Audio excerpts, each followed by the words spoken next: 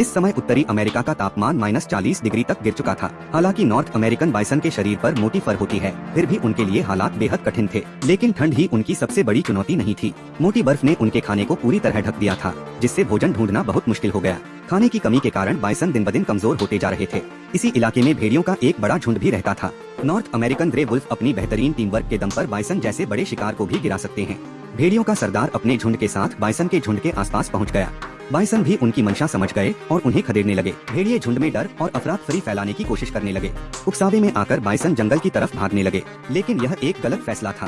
पेड़ों ने उनकी फॉर्मेशन तोड़ दी और जल्द ही एक बछड़ा झुंड से अलग हो गया। भेड़ियों ने उसे घेर लिया और वह खुद को छुड़ा नहीं पा रहा था। तभी उसकी माँ वापस लौटी।